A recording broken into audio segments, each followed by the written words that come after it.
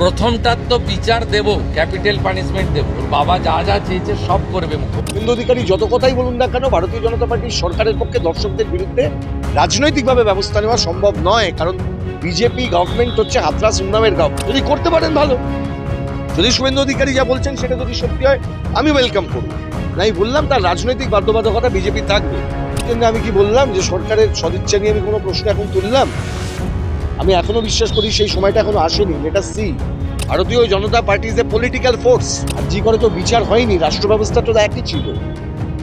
মুখ্যমন্ত্রীর নাম বদলে গেছে। আবারও বলছি, যেদিন বিজেপি যাবে কলকাতা হাইকোর্টে মে দিবসের ছুটি হবে, শ্যামাপ্রসাদের জন্মদিনের ছুটি হবে না। এটা তো পশ্চিমবাংলায় একটা ধারাবাহিকভাবে এই ঘটনাগুলো ঘটছে। আমরা ধর্ষণের রাজধানী হিসেবে এই রাজ্যের বিভিন্ন শহরগুলোকে আমরা চিনতে শিখেছিলাম গত 15 বছর সময়ে। বারুইপুরের ঘটনার থেকে আলাদা কিছু ঘটনা নয়। মাঝখানে আলাদা ঘটনা একটাই, আপনি দেখেছেন মে মাসে একটা সরকার বদলে গেছে। এখন যে সরকার বদলেছে সেই সরকারের যে দৃষ্টিভঙ্গি ধর্ষণ সম্পর্কে যদি আলাদা হতো তাহলে আমরা খুশিই হতাম, কিন্তু সরকারটা ভারতীয় জনতা পার্টির।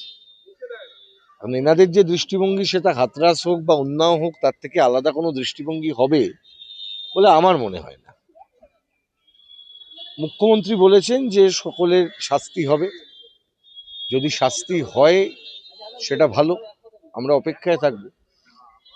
কিন্তু তৎসত্ত্বেও যে বিষয়গুলো আমাদেরকে ভাবাচ্ছে, 1 নম্বর, একটি মেয়ের ধর্ষণ এবং হত্যা, পরবর্তী সময়ে একজন আসামি সেই ঘটনার তাকে পিটিয়ে মেরে দেওয়া, 3 ওরই আশেপাশে আবার আর একটা হত্যা আজকে না গতকাল। এই সার্বিকভাবে বিষয়টা কিন্তু আইন শৃঙ্খলার দিকে আমাদের প্রশ্ন তুলে দিচ্ছে। রাজ্যের সরকারকে সতর্ক হতে হবে, বিচার দৃশ্যত হতে হবে, মুখের বক্তৃতায় হবে না। চিফ মিনিস্টার পশ্চিমবাংলার, তিনি জানেন যে কিভাবে এই কাজগুলো করার দরকার। আমি আশা করব উনি কাজগুলো করবেন। ওনাকে কতটা কাজ করতে দেওয়া হবে বা উনি বিজেপির মুখ্যমন্ত্রী হিসেবে কতটা কাজ করতে পারবেন সেটা সম্পূর্ণ ভিন্ন একটি বিষয়। আমি আপাতত বিচার চাইব, দোষীদের শাস্তি চাইব প্রত্যেকটি ঘটনার, এবং আসামিকে পিটিয়ে মারার ঘটনা, মব লিঞ্চিং এর মতন ঘটনা যে ঘটে যাচ্ছে, এটা কোনো না কোনো জায়গায় আমাদেরকে মনে হচ্ছে এটা পশ্চিমবঙ্গ ঠিক নয়। আমি অনুরোধ করবো যে এটার বিষয়ে আপনারা সতর্ক হন এবং শাস্তির বন্দোবস্ত করুন প্রতিটি ঘটনার ক্ষেত্রে যারা দোষী। কালকে একটা সর্বভারতীয় নিউজ চ্যানেলে দেখলাম যে একজন আসামিকে পিটিয়ে মারা হয়েছে পুলিশের সামনে। তাহলে পুলিশ কি করছে? তদন্ত চাই তো, সেই জন্যই তো আমি দাবিটা তুললাম।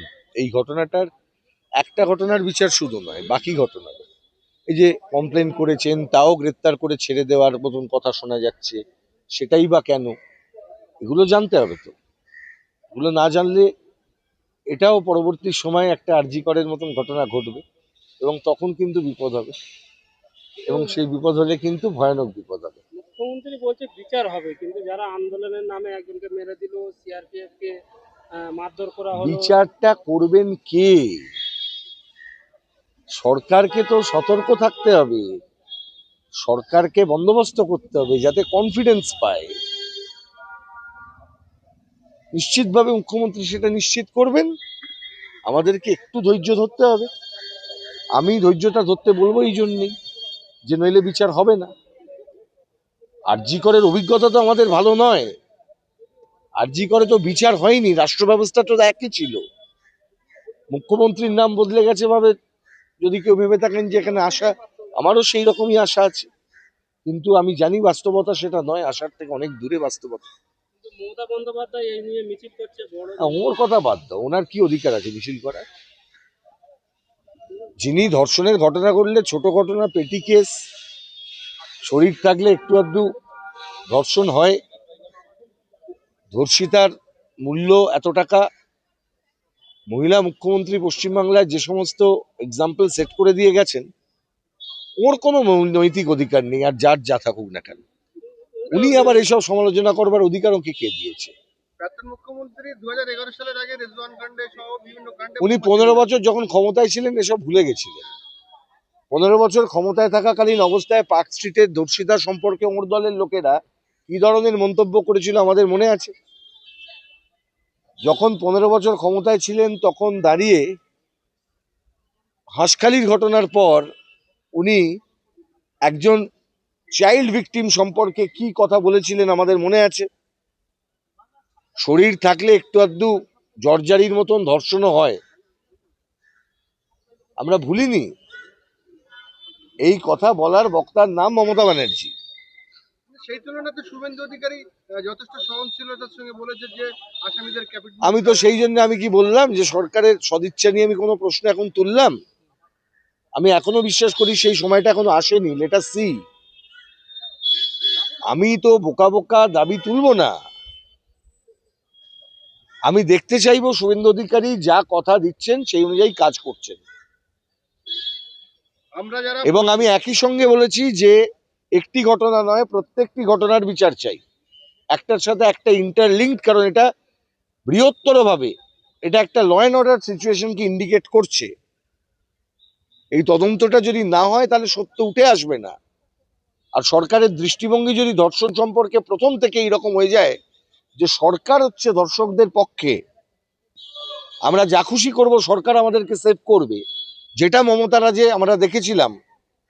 এই সব কিছু শুরু হলো মুখ্যমন্ত্রীর ওই কমেন্টের পর থেকে যে এই পার্ক স্ট্রিটের ঘটনাটা একটা ছোট ঘটনা, ওসব কিছুই হয়নি, সাজানো ঘটনা, বিরোধীরা চক্রান্ত করছে, এই ধরনের কথাবার্তা উনি বলেছিলেন। তারপর থেকেই তো সমস্ত কিছুটা ডাইলিউট হয়েছে। সরকার সমর্থন করছে এইরকম একটা বার্তা যদি ধর্ষকরা পেয়ে যায় তাহলে কতটা বিপজ্জনক হতে পারে। আগের সরকারটা লিটারেলি ক্রিমিনালদের সরকার ছিল। Let us hope for the best. আমি এর থেকে বেশি আর কি বলবো এখন। এই যে আন্দোলন আমি তো রাজনৈতিকভাবে আবার বলছি, বিজেপি শুভেন্দু অধিকারী যত কথাই বলুন না কেন, ভারতীয় জনতা পার্টির সরকারের পক্ষে ধর্ষকদের বিরুদ্ধে রাজনৈতিকভাবে ব্যবস্থা নেওয়া সম্ভব নয়। কারণ বিজেপি গভর্নমেন্ট হচ্ছে হাতরাস উন্নাওয়ের গভর্নমেন্ট। মহিলা সম্পর্কে আরএসএস বিজেপির দৃষ্টিভঙ্গি থেকে এরা বের করতে পারবেন না। যদি করতে পারেন ভালো, যদি শুভেন্দু অধিকারী যা বলছেন সেটা যদি সত্যি হয় আমি ওয়েলকাম করব। না, আমি বললাম তার রাজনৈতিক বাধ্যবাধকতা বিজেপির থাকবে। এটা হচ্ছে ঘটনা, কিন্তু মুখ্যমন্ত্রী আরো কথা বলছে যে আমরা তো বলেছি শাস্তি দেবো, কিন্তু আন্দোলন করে যারা না, ওটা আবার তো ভুল কথা। যারা ঘরে ঢুকে আমি তো ওই প্রশ্নটা আপনি বলুন, মুখ্যমন্ত্রীর কমেন্টটা নিয়ে প্রশ্নটা করুন, আমি বলছি। তারপর আমি ঘটনাগুলো নিয়ে বললাম। মুখ্যমন্ত্রী বলছে যারা ভোটে হেরে ঘরে ঢুকে গিয়েছিল তারা এখন আন্দোলনের নামে। দেখুন, এটা বিজেপির আর একটা ঘোষিত নীতি হচ্ছে আন্দোলনকে দমন করো। গুন্ডা আইন, আগের বারে বিএনএস এর অ্যামেন্ডমেন্ট এবং গণতান্ত্রিক আন্দোলনকে সম্পূর্ণভাবে দমন করার জন্য বিজেপি চেষ্টা করবে, এটাই স্বাভাবিক। আমরা ভীমা কোরেগাঁও দেখেছি, আমরা বিভিন্ন জায়গায় সমাজকর্মীদের উপর বিজেপি সরকারের আক্রমণ দেখেছি, ষড়যন্ত্র মামলা দেখেছি। বিক্ষোভের ঘটনা থেকে বিরাট ষড়যন্ত্র মামলা করেছে ভীমা কোরেগাঁও। সেখানে আইনজীবী থেকে শুরু করে অধ্যাপক থেকে শুরু করে, কোনো অধ্যাপক এখানে ল্যাপটপের মধ্যে কোনো চিঠি কাকে পাঠিয়েছেন সেটা থেকে শুরু করে, আর যে নতুন আইন আনবার চেষ্টা করছেন সেটা তো ওই সম্ভাবনার ভিত্তিতে করছেন যে আমার মনে হয় তুমি খুব বিপজ্জনক লোক, আমি আটকে রাখলাম তোমায় 1 বছর বিনা বিচারে, শুধু মনে হওয়ার ভিত্তিতে। এই আইন কোথায় দেখেছেন আপনারা? ইউএপিএ তে দেখেন। এই আইন টাডায় দেওয়া হয়েছিল, টাডায় স্ট্রাক ডাউন করেছিল সুপ্রিম কোর্ট। পরবর্তী সময়ে বাজপেয়ী যখন প্রধানমন্ত্রী ছিলেন তখন পোটা বানিয়েছিল, সেখানেও supreme court preventive detention struck down করে দিয়েছিল। আর যেটা ভুলে গেলে চলবে না যে এই প্রিভেন্টিভ ডিটেনশনের আইন তারা যখন নিয়ে আসেন তারা ভাবনা চিন্তা করে নিয়ে আসেন যাতে ওদের রাজনৈতিক যে দৃষ্টিভঙ্গি সেটা প্রতিষ্ঠিত হয়। এবং আমি বলছি তারপরেই এই আইনটা পাস হবার পর, গুন্ডা দমন বিল পাস হবার পর, বিজেপি তো আর তৃণমূল নয়। শ্রমিক ভট্টাচার্যর শব্দ চয়ন আর মমতা ব্যানার্জির শব্দ চয়নকে একভাবে দেখলে হবে না। Bharatiya Janata Party is a political force of Rashtriya Swayamsevak সংঘ। শ্রমিক ভট্টাচার্য কালকে শ্যামাপ্রসাদ মুখোপাধ্যায়ের 125তম জন্মদিবসের দিনে যে বক্তৃতা করেছেন, অন্তত যার ক্লিপ আমরা পাচ্ছি, সেই ক্লিপে তিনি দেখা যাচ্ছে তিনি বলছেন যে সুভাষ বোস যখন এই শ্যামাপ্রসাদ যখন বক্তৃতা করছেন, ফরওয়ার্ড ব্লকের গুন্ডারা তাকে নাকি রক্তাক্ত করেছিল। I want to know the name of the Forward Bloc goonda and leader of that Forward Bloc goonda. শ্রমিক ভট্টাচার্য বলতে পারবেন নামটা? ফরওয়ার্ড ব্লক গুন্ডাদের নেতার নাম কি ছিল যারা শ্যামাপ্রসাদকে রক্তাক্ত করেছিল? ক্ষমতা থাকলে শ্রমিক ভট্টাচার্য ওই গুন্ডাদের নেতার নাম বলুক। উনি বলেছেন কলকাতা কর্পোরেশনের শ্যামাপ্রসাদকে নাকি হেকেল করা হয়েছিল, এবং কে করেছেন তার নামটা আমি বললে বিতর্ক নতুন করে দানা বাঁধবে। বিতর্ক করার দরকার নেই। আপনারা বলুন, আপনি গুন্ডাদের নেতা হিসেবে কার কথা বলতে চেয়েছিলেন কলকাতা কর্পোরেশনের? ইতিহাসের সাক্ষী আছে যে হিন্দুত্ববাদীদের বিরুদ্ধে সেই সময় সবচাইতে কঠোর অবস্থান যিনি গ্রহণ করেছিলেন, ফরওয়ার্ড ব্লকের গুন্ডাদের নেতা, কোট আনকোট শ্রমিক ভট্টাচার্যের ভাষায় তার নাম ছিল সুভাষচন্দ্র বসু, যাকে আপনারা নেতাজি সুভাষচন্দ্র বসু বলে জানেন। তাহলে কে শ্যামাপ্রসাদ, কে সুভাষচন্দ্র?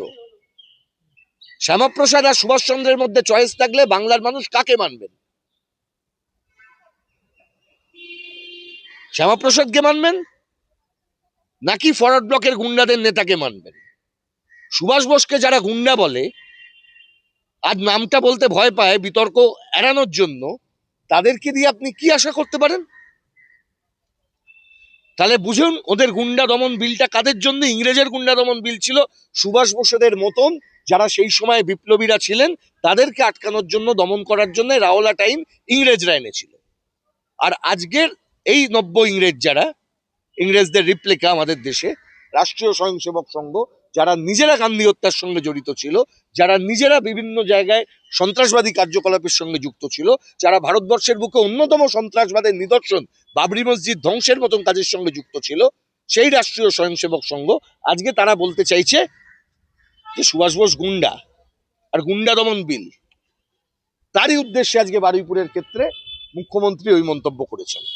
125 ফুট উচ্চতা একটা মূর্তি তৈরি করা হবে আরে আপনার ক্ষমতা আছে, আপনি 125 ফুট করবেন।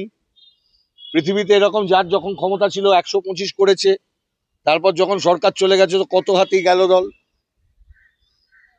মশা বলে কত জল, অনেক আছে। মূর্তি বানালেই হলো নাকি? মূর্তি যদি বানানোর ক্ষমতা আপনারও থাকে, মূর্তি ফেলার ক্ষমতা জনগণেরও থাকে। সরকারি ছুটিও তো দেওয়া হচ্ছে, আছে, ক্ষমতা আছে তাই হচ্ছে। ক্ষমতায় থাকবে না হবে না, যেদিনকে চলে যাবে এসব ছুটি থাকবে না, সিম্পল কথা। আর ভদ্রলোক যারা বলে তাদের থাকবে না কথা। ক্ষমতায় আছে, ক্ষমতায় তুমি দম্বে তুমি ছুটি দিচ্ছ।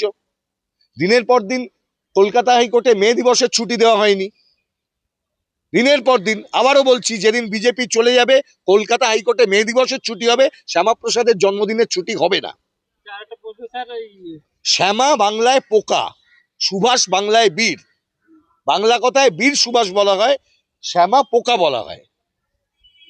দেশের স্বরাষ্ট্রমন্ত্রীর নির্দেশেই 125 ফুট মূর্তি তৈরি হবে। আরে স্বরাষ্ট্রমন্ত্রী বললাম তো, ক্ষমতায় থাকলে 125 ফুট মূর্তি হতেই পারে। সত্যজিৎ রায় তো কবেই হীরক রাজার দেশে দেখিয়ে দিয়ে গেছেন। কিন্তু মূর্তির মাঠে যেদিনকে লোকজন জড়ো হবে সেদিন কি করবেন? দম্ভ টেকে না। কাজ করুন, যা বলছেন সেটাকে পালন করার চেষ্টা করুন। বলছেন আইনের শাসন দেব, আইনের শাসন দিন।